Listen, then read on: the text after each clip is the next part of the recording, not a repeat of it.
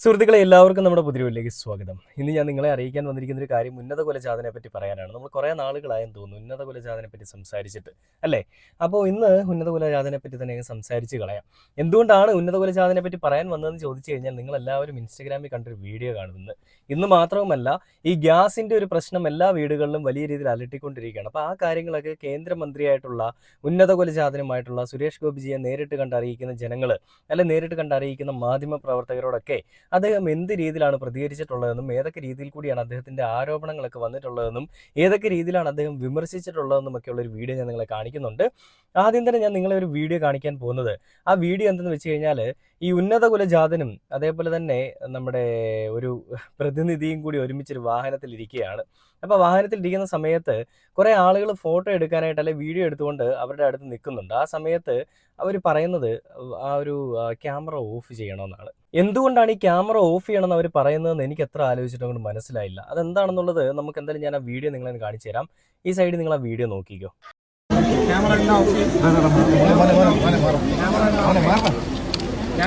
കണ്ടില്ല, ആ വീഡിയോയിൽ ഉന്നത കുലജാതന്റെ അടുത്ത് എന്തോ ഒരു സഞ്ചിയിൽ കനത്തിൽ എന്തോ ഒരു സാധനം ഇരിപ്പുണ്ട്. ശോഭാ സുരേന്ദ്രന്റെ കയ്യിൽ ഒരു കരിക്കിരിപ്പുണ്ട്.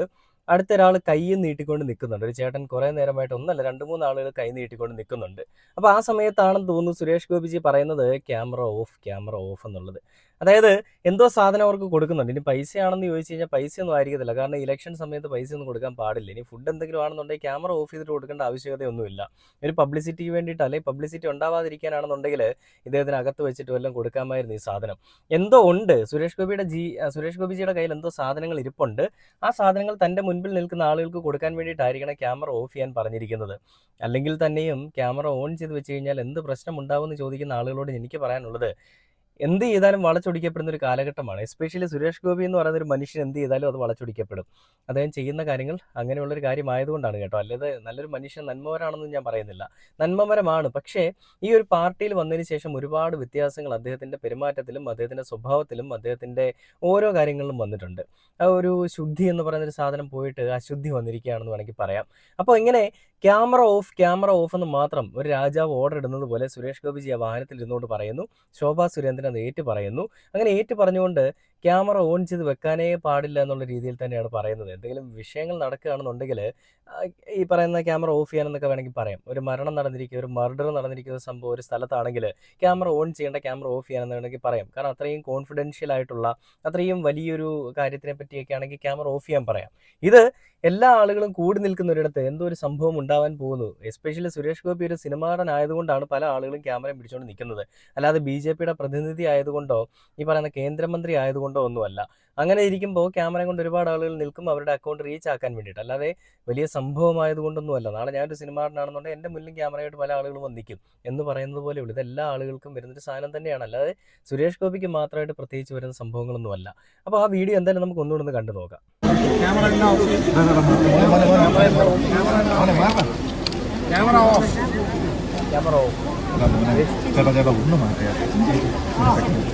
ക്യാമറ മാറ്റിക്കോളാൻ പറഞ്ഞു. ക്യാമറ മാറ്റാൻ പറഞ്ഞു.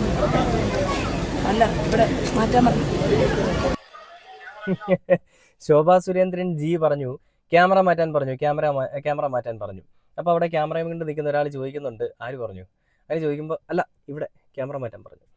എൻ്റെ പൊന്ന് ശോഭാ സുരേന്ദ്രൻ ജി, നിങ്ങളുടെ UPയിലും ബീഹാറിലും ഒക്കെ നടക്കുന്ന നിങ്ങളുടെ ഈ നാടകം, അല്ല നിങ്ങളുടെ ഈ പറയുന്ന എന്തോ വലിയ സംഭവമാണെന്ന് പറഞ്ഞുകൊണ്ട് കാണിക്കുന്ന ഈ പോറാട്ട് നാടകവും വൃത്തികെട്ട പരിപാടികളൊക്കെ ഉണ്ടല്ലോ, നിങ്ങൾ ഈ അടിമയാക്കി ആളുകളെ വെക്കാൻ ശ്രമിക്കുന്ന ചിന്താഗതി ഉണ്ടല്ലോ, ഇതൊക്കെ അങ്ങ് UPയിലും ബീഹാറിലും നടക്കുമായിരിക്കാം. കേരളത്തിലെ ജനങ്ങളുടെ അടുത്ത് വന്നിട്ട് നിങ്ങളുടെ കയ്യിരിക്കുന്ന ക്യാമറ ഓഫ് ചെയ്യൂ, ഇതൊന്നും ഇവിടെ ഓൺ ചെയ്യാൻ പാടില്ല, രാജാവാണ് ഇരിക്കുന്നത്, അറിയില്ലേ രാജാവ് ഇരിക്കുന്നതെന്ന്, രാജാവ് ഇരിക്കുമ്പോൾ ക്യാമറ എന്തിനാണ് ഈ ഓൺ ചെയ്യുന്നത്? ശരിയല്ല കേട്ടോ, ഇതൊന്നും അത്ര ശരിയായിട്ടുള്ള കാര്യമൊന്നുമല്ല. ഉന്നത കുലജാതൻ അവിടെ ഇരിക്കുകയല്ലേ, അദ്ദേഹം പറഞ്ഞല്ലേ ക്യാമറ ഓഫ് ചെയ്യാൻ. ആരെങ്കിലും ഓഫ് ചെയ്യുമോ? നിങ്ങൾ വിചാരിക്കുന്നുണ്ടോ? ഇപ്പോൾ ഇവരെല്ലാവരും പറയുകയാണ് ക്യാമറ ഓഫ് ചെയ്യാൻ പറയുകയാണ്, ആരെങ്കിലും ക്യാമറ ഓഫ് ചെയ്യാൻ നിങ്ങൾക്ക് എന്തെങ്കിലും ഒരു ബോധ്യമുണ്ടോ? അവിടെ നിൽക്കുന്ന പല ആളുകളും മഞ്ഞപ്പത്രത്തിൻ്റെയും മാധ്യമ പാപ്പരാസികളും ഒക്കെയാണ്, റീൽസോളികളും ഒക്കെയാണ്. ഇവന്മാർക്കൊരു ബൈറ്റ് കിട്ടാൻ വേണ്ടിയിട്ട് അവന്മാർ എത്ര വേണമെങ്കിലും എന്ത് വേണമെങ്കിലും ചെയ്യും. അങ്ങനെ നിൽക്കുന്നവന്മാർ സുരേഷ് ഗോപി പറഞ്ഞു എന്ന് പറഞ്ഞുകൊണ്ട് ക്യാമറ ഓഫ് ചെയ്യുമോ? ഒരിക്കലുമില്ല. അതും ഒരു ബൈറ്റ് ആക്കാൻ വേണ്ടിയിട്ടാണ് അവരവിടെ നിൽക്കുന്നത്. അതിനിടയിലാണ് ശോഭാ സുരേന്ദ്രൻ കൂടി സുരേഷ് ഗോപി പറഞ്ഞു എന്ന് പറഞ്ഞുകൊണ്ട് ക്യാമറ ഓഫ് ചെയ്യും, മക്കളെ കഷ്ടമുണ്ടോ ഓഫ് ചെയ്യണം എന്നൊക്കെ പറയുന്നത്. എന്തോ കയ്യിലിരിപ്പുണ്ട്, അത് പണമോ മറ്റെന്തെങ്കിലും സംഭവമൊക്കെ ആവാം. പണമൊന്നും ആയിരിക്കാൻ സാധ്യതയില്ല, കാരണം ഇത്രയും മണ്ടനൊന്നും അല്ല സുരേഷ് ഗോപി, നമുക്ക് എല്ലാവർക്കും അറിയാം. എന്തെങ്കിലും ചെറിയ ആഹാര സാധനങ്ങളൊക്കെ ആയിരിക്കും. പക്ഷെ അങ്ങനെയാണെങ്കിലും അത് കൊടുക്കുന്നതിന് ക്യാമറ ഓഫ് ചെയ്യേണ്ട എന്തെങ്കിലും കാര്യമുണ്ടോ എന്ന് നമ്മൾ ചിന്തിക്കേണ്ടിയിരിക്കുന്നത്. എന്തോ ഒരു നിഗൂഢത അവിടെ നിൽക്കുന്നുണ്ട്. ഇത് ഞാൻ പറയുമ്പോൾ നിങ്ങൾ വിചാരിക്കും ഇവന് ഇത് പ്രത്യേകിച്ച് പറയേണ്ട കാര്യമൊന്നുമില്ല, പിന്നെ എന്തിനാണ് ഈ വീഡിയോ കൊണ്ട് വന്നതെന്നുള്ളത്. ഇതൊരു എക്സാമ്പിൾ മാത്രമാണ് ഞാൻ കാണിക്കുന്നത്.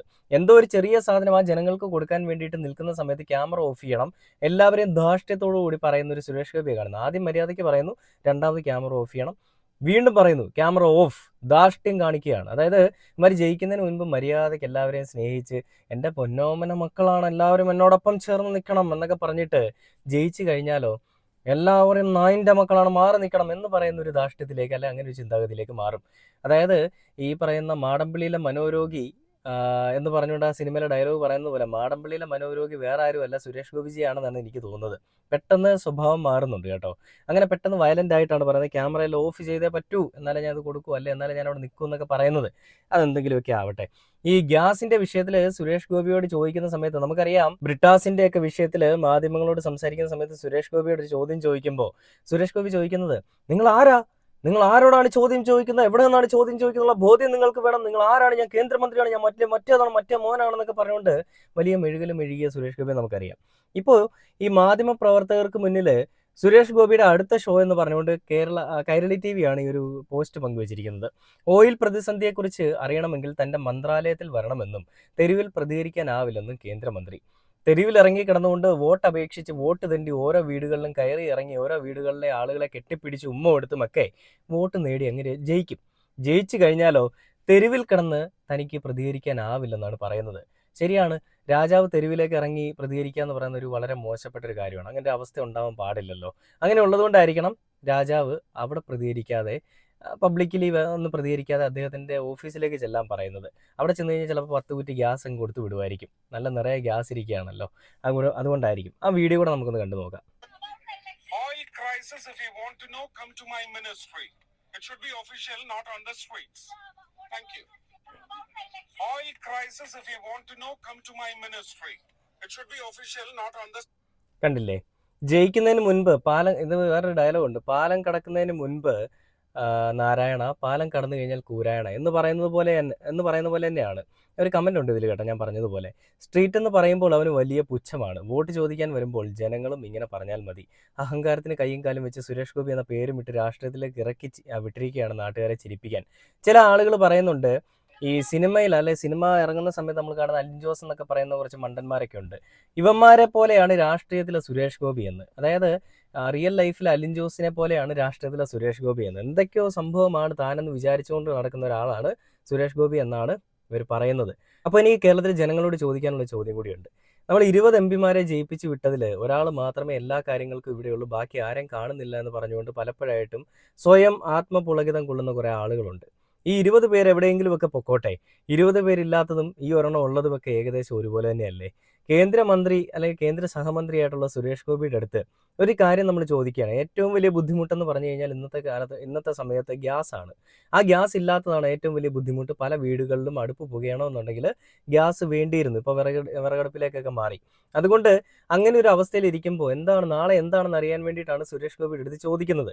അത് ചോദിക്കുമ്പോൾ അതിനെയും അവഹേളിച്ചുകൊണ്ട്, അതിനെയും ഒരുമാതിരി അപഖ്യാതികളും അപരാധവും എന്നുള്ള രീതിയിൽ സംസാരിച്ചുകൊണ്ട് എന്തെങ്കിലും അറിയണമെങ്കിൽ എൻ്റെ മന്ത്രാലയത്തിലേക്ക് ഒരു അവിടെ വെച്ച് മറുപടി തരാമെന്ന് പറഞ്ഞിട്ട് പോകുന്ന ഈ ധാർഷ്ട്യം ഇനിയും ഇത് കണ്ടിന്യൂ ചെയ്യാനായിട്ട് നമ്മൾ സപ്പോർട്ട് ചെയ്യണോ? ഇതിനു വേണ്ടിയാണോ നമ്മൾ എല്ലാ ആളുകളും ഇടതുപക്ഷത്തിനെയും വലതുപക്ഷത്തിനെയും കുറ്റം പറഞ്ഞുകൊണ്ട് ഈ പറയുന്ന BJP അല്ലെ NDA എന്ന് പറയുന്ന ഒരു പാർട്ടിയെ പിന്തുണയ്ക്കുന്നത്? ഒരിക്കലും അല്ല. എല്ലാ ആളുകൾക്കും സ്വൈര്യ ജീവിതം വേണം. അവരാഗ്രഹിക്കുന്ന പോലെ അവരുടെ നേതാക്കന്മാർ അവർ ജയിപ്പിച്ചു വിട്ട, അതായത് ജനങ്ങളാൽ ജയിക്കപ്പെട്ട അല്ലെങ്കിൽ ജനങ്ങളാൽ മുന്നിലേക്ക് വന്നിട്ടുള്ള നേതാക്കന്മാർ അവരുടെ ആവശ്യങ്ങൾക്ക് വേണ്ടിയാണ് നിലകൊള്ളേണ്ടത്. അല്ലാതെ എന്തെങ്കിലും ചോദിക്കുമ്പോൾ അങ്ങ് മറ്റേ കേന്ദ്രത്തിൽ പോയി ചോദിക്കണം, എൻ്റെ മന്ത്രാലയത്തിൽ വന്ന് ചോദിക്കണം എന്നൊക്കെ പറയുന്നത് നല്ല പ്രവണതയൊന്നുമല്ല. എന്തായാലും ഇതിനുള്ള മറുപടിയും കേരളത്തിലെ ജനങ്ങൾ കൊടുക്കുമെന്ന് ഞാൻ പറയുകയാണ്. എന്തായാലും രാജാവിൻ്റെ ഒരു പ്രൗഢി, ജയിച്ചിട്ടില്ല, ജയിക്കുന്നതിന് മുൻപ് തന്നെ താൻ രാജാവാണെന്നും ഫ്യൂഡൽ പ്രഭുവാണെന്നുമുള്ള ഒരു ചിന്താഗതി സുരേഷ് ഗോപിജിയുടെ ഉള്ളിൽ വന്നിരിക്കുന്നു. ആ ഒരു ഉള്ളിൽ വന്നിരിക്കുന്നതാണ് ഇങ്ങനെ പുറത്തേക്ക് പ്രവഹിച്ചു കൊണ്ടിരിക്കുന്നത്. എന്തായാലും അവസരം കിട്ടിയാലല്ലേ ഇതൊക്കെ ചെയ്യാൻ പറ്റൂ. അവസരങ്ങളുണ്ടോ ഇല്ലയോ എന്നുള്ളത് നമുക്ക് കാത്തിരുന്ന് കാണാം. ഒരു വീഡിയോ അടുത്ത ദിവസം കാണാം. Okay, by.